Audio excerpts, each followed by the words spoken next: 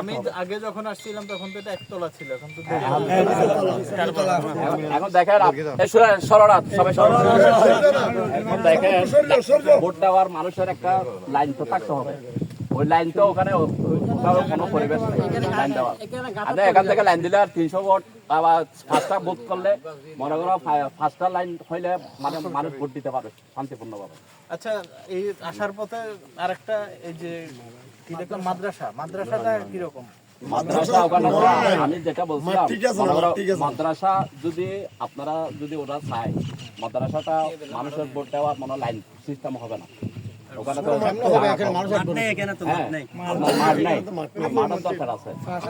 এখানে পার্কিং 100 গাড়ি আসলে 100 গাড়ি পার্কিং আছে। দূরত্ব ক্যাম্প করবে, ভোটার জন্য ক্যাম্প করবে। ওই ক্যাম্পগুলো ওখানে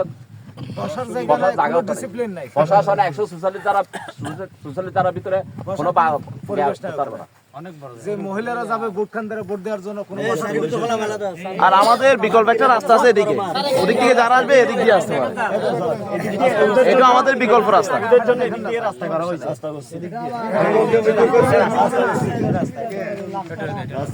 এই রাস্তায় দেখা যাবে, এই রাস্তাটা নতুন। সব দিকে আসা যাওয়ার জন্য অনেক ভালো।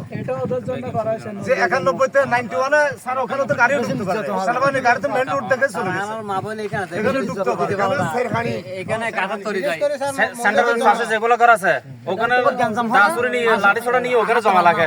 এদিকে কেউ যদি একটা কথা বলে ওখান থেকে বাইর করে নিয়ে ওখানে ঘরের মধ্যে মারামারি করে দিল, সবসময় মারামারি করে, প্রতিদিন মারামারি হয়, সবসময় মারামারি করে। আচ্ছা, তাইলে এই যে যেটা আছে কি বলে মাদ্রাসা, এটা তো মেইন রাস্তার উপরে, এটাও তো মেইন রাস্তার উপরে। না দেখেন এটাও মেইন রাস্তার পাশে, তাহলে তো এটা মাঝামাঝিও পড়ে। আপনারা যেটা বলতেছেন ভিতরে ঢুকবে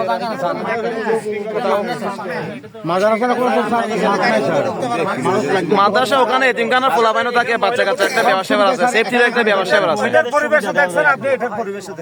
আপনি দেখেন না একটু মানে মানুষের আইন শৃঙ্খলা পরিস্থিতি এবং সবকিছু এখানে ঠিক থাকবে। হ্যাঁ, এমন কোন আপনারা তো উপজেলা নির্বাচনে নাকি মারামারি করছেন, উপজেলা নির্বাচনে ওরা আসে এখানে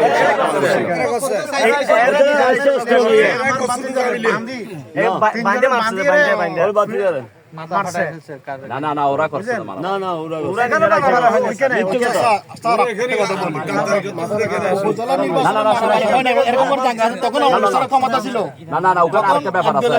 তখন তো আমরা বিরোধী দল কোনো বিএনপি কোনো তো নির্বাচন করে নাই, তখন দুই পক্ষে মারামারি হয়েছে তো আওয়ামী লীগে এগুলো তো আর নির্বাচন না, দুই পক্ষে নির্বাচন হয়েছে তো আওয়ামী লীগে খুব খুশি হয়েছে, যখন আমরা আসিও সুযোগ পাইছি, বসিও সুযোগ পাইছি, প্রশাসন বেশি খুশি হয়েছে। এখানে রুমের অভাব নাই, একটা কমফোর্ট করে বসা যায়। আমরা ওদের বক্তব্য শুনলাম, আপনাদেরটাও শুনলাম। এখন আমরা দেখি আমার অনুরোধ হচ্ছে আপনাদের কাছে, না শুনেন স্যার একটু শুনেন, আমার অনুরোধ হচ্ছে যে 1991 রেকর্ডটা আপনার দেখেন ওই এলাকার, তা আপনি বুঝতে পারবেন দেখ আপনার কোন জায়গায় উপযোগী। আপনার যদি ওই 1991 রেকর্ডটা যদি আপনারা খতিয়ে বাইর করেন, ওটা বিবিসি থেকে আপনার রেকর্ড পর্যন্ত আজ পর্যন্ত থাকবে। আপনারা সেই জন্য কেন্দ্রটা এমনি এখানে চলে আসছে নাই। একটা জিনিস আপনি যদি আমাকে ভালোবাসেন অবশ্যই আপনার সাথে আমার দ্বন্দ্ব হবে না। যদি আপনারা যদি আপনার ঘরে যদি আমরা শান্তি না পাই ওদের ঘর, তাহলে ওখানে এখনো পরিবেশ নাই, ওদের চারিদিকে সন্ত্রাসী মহারা দিয়ে ভোটগুলো জিম্মি করে নিয়ে ফেলে। আর ওখানে আমাদের ভোট দিতে যেতে হয় না, তো দোকানের সামনে থেকে ফাটাই দেয়, ভোট হয়ে গেছে। এমন অনেক কাহিনী আছে। চেয়ারম্যান ইলেকশন ভোট হয় না, নির্যাতন হয়েছে। মহিলাদের এখান থেকে যাওয়া লাগে না। স্কিমে একটা স্কিম আছে, স্কিম দিয়ে ফানি দিয়ে দিচ্ছে। যেমন হেডে যেতে না পারে মহিলারা। হ্যাঁ, আচ্ছা ঠিক আছে, আপনাদের দুই পক্ষের বক্তব্য শুনলাম। এখন আমরা দেখি আমাদের ওদের কোনো মোটামুটি যৌক্তিক একটা সমাধানে আমরা না স্যার শুনেন, আপনারা আমাদের কথা যদি মানে এই সমস্যা নাই, আপনাদের যুক্তি সঙ্গে আপনারা ওই কেন্দ্রে ওই এলাকার রেকর্ডগুলো কত যুক্তি লাগবে, সুবিধা রেকর্ডগুলো বাইর করলে আমাদের এখানে জনগণ মনে করো আমাদের মুখের কথা বিশ্বাস করলে হবে না।